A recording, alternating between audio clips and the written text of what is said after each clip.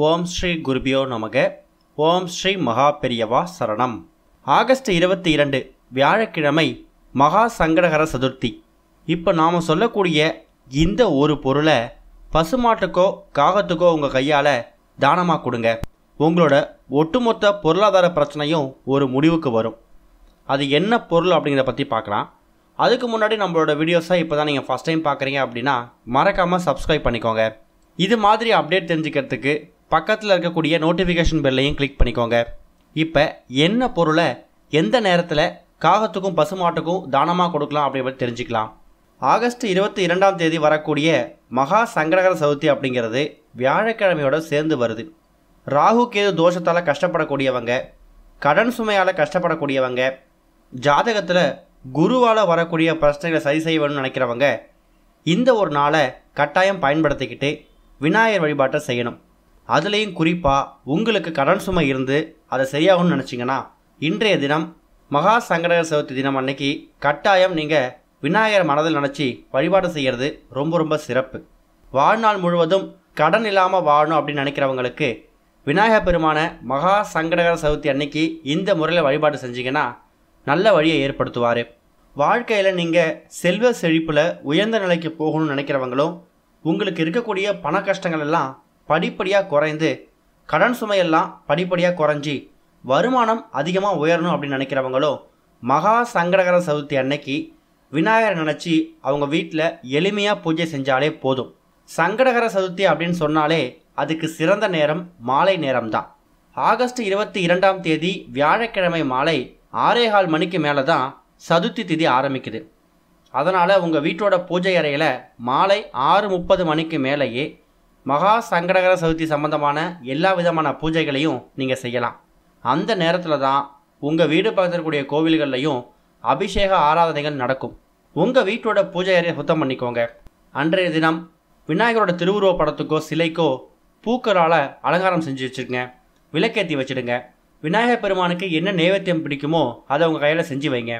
மாலை 6:15 ஆரம்பிக்கக்கூடிய சதுர்த்தி திதி வெள்ளிக்கிழமை மதியம் 3:48 வரைக்கும் இருக்குது. ஆனால் ஆகஸ்ட் 22 தான் மகா சங்கடகர சதுர்த்திக்கான வழிபாட்டு முறையை நீங்கள் செய்யணும். சங்கடகர சதுர்த்தி விநாயகரோட வழிபாடு அப்படின்னு சொன்னாலே அருகம்புல்லுக்கு நீங்கள் கண்டிப்பாக முக்கியத்துவம் கொடுக்கணும். உங்கள் வீடு பக்கத்தோட கோவிலுக்கு நீங்கள் விநாயகரை வழிபட போனீங்கன்னா கூடவே அருகம்புல் மாலையை எடுத்துகிட்டு போங்க. 8 எண்ணிக்கையில் கொழுக்கட்டை செஞ்சு எடுத்துகிட்டு போங்க.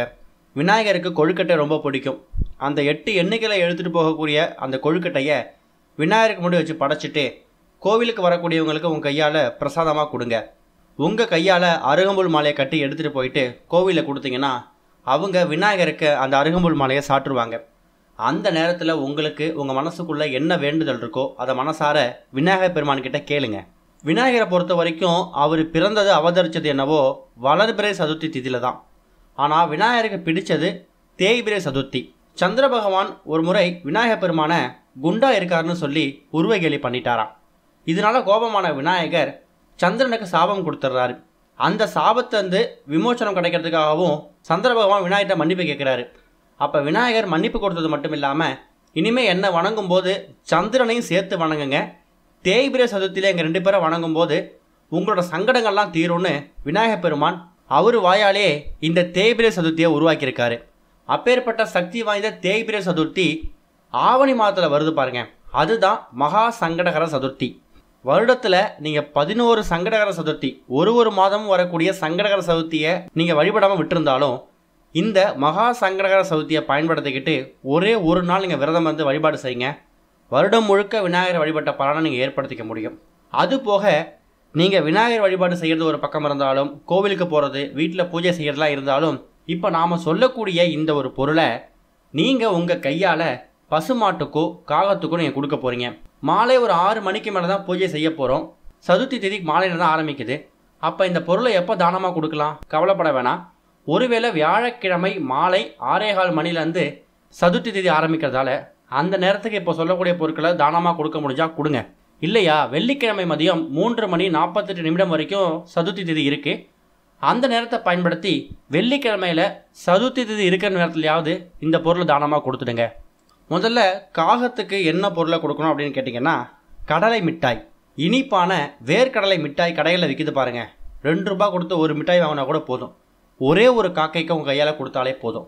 இந்த இடத்துல கடலை மிட்டாயை எதுக்கு கொடுக்குறோம் அப்படின்னா, கடலை அப்படிங்கிறது குரு பகவானுக்கு உகந்தது.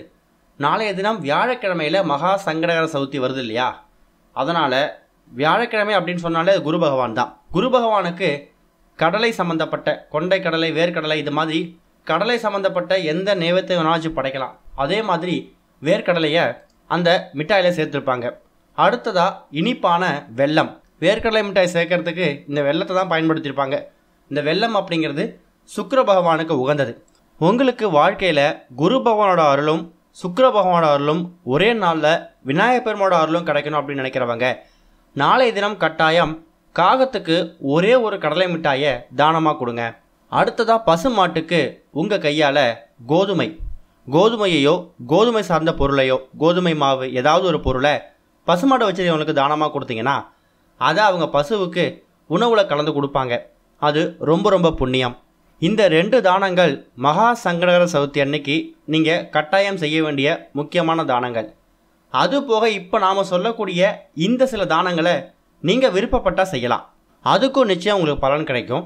பொதுவாக விநாயகர் அப்படிங்கிறவர் ராகு கேது தோஷத்துக்கு நிவர்த்தி பண்ணுறதுக்கு ஒரு அதிபதியாக விளங்கக்கூடியவர்.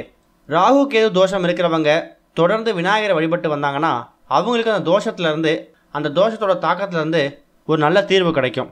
அதனால் இப்போ நாம் சொல்லக்கூடிய இந்த 2 பொருளை உங்கள் கையால் கஷ்டப்படக்கூடிய ஏழை எளிய மக்களுக்கு வாங்கி கொடுக்கலாம். ராகுக்கு உகந்த தானியம் என்னன்னு கேட்டிங்கன்னா உளுந்து. வெள்ளை உளுந்தாக இருந்தாலும் சரி, கருப்பு உளுந்தாக இருந்தாலும் சரி, ராகுக்கு உகந்த உளுந்தை உங்கள் கையால் கஷ்டப்படக்கூடியவங்களுக்கு தானமாக கொடுங்க. கேது பகவானுக்கு உகந்தது கொள்ளு. இந்த கொள்ளும் ஒரு வகை தானியம்தான்.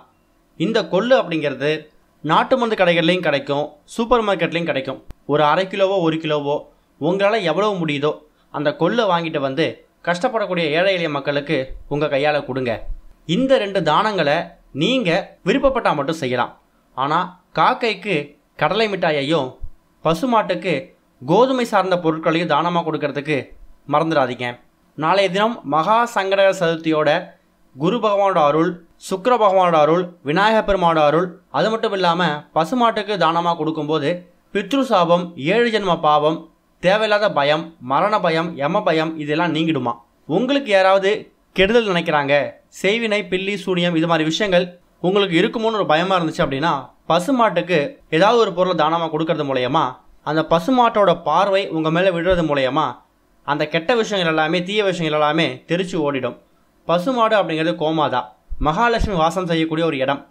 அதனால் மகாலட்சுமியோட அருளும் பரிபூர்ணமாக கிடைக்கும். ஒரே நாளில் இத்தனை தெய்வங்களோட அருளை நீங்கள் பெறுவதற்கு இப்போ சொல்லியிருக்கக்கூடிய தானங்களில் முடிஞ்சால் எல்லா தானத்தையும் பண்ணுங்கள். இல்லையா ஏதாவது ஒரு தானத்தையாவது பண்ணுறதுக்கு முயற்சி பண்ணுங்கள். ஓம் ஸ்ரீ குருபியோ நமக. ஓம் ஸ்ரீ மகா பெரியவா சரணம்.